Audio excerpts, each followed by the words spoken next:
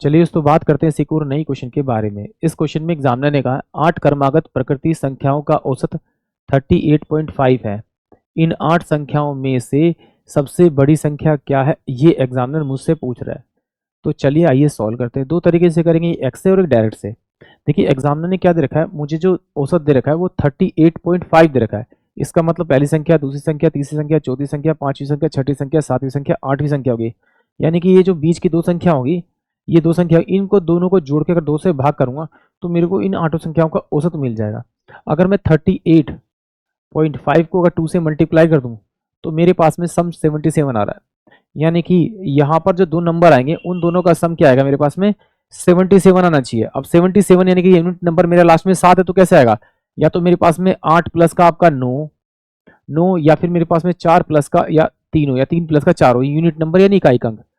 तो अगर मैं यहाँ पर ये मान लूँ कि ये मेरे पास में आपका कितना 38 है और ये मेरे पास में कितना आपका 39 है, अगर इन दोनों को जोड़ूँ तो मेरे पास 77 आ रहा है, और 2 से भाग करूंगा तो मेरे पास में इन दोनों को जोड़ के 2 से भाग करूंगा तो ये वैल्यू आएगी। इसका मतलब है कि ये जो अगली संख्या मेरे पास आएगी वो 40 आएगी, ये मेरे पास 41 आएगी, ये मेरे पास में 42 आएगी।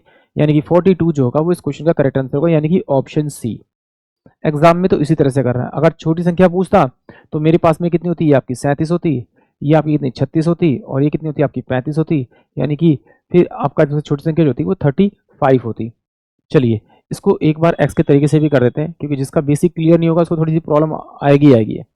देखिए मान लेता हूँ कि पहली संख्या मेरे पास में x है, तो अगली संख्या क्या होगी x प्लस का 1, उससे अगली संख्या क्या होगी x प्लस का 2, उससे अगली संख्या होगी x प्लस का 3, उससे अगली संख्या होगी मेरे पास में x प्लस का 4, उससे अगली संख्या क्या होगी मेरे पास में x प्लस का आपका 5, उससे अगली संख्या होगी मेरे पास में x प्लस का आपका 6, उससे अगली संख्या होगी मेरे पास में x प्लस का आपका 7।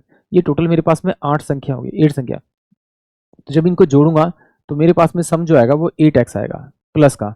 ये मेरे पास 1 से लेके 7 है, यानी कि 7 इनको अगर मैं जोड़ूंगा तो ये मेरे पास में 8 आएगा, ये मेरे पास में 8 आएगा, ये मेरे पास में 8 आएगा और 4 आएगा। यानी कि 8 ते 24, 24 और 4 28, 28।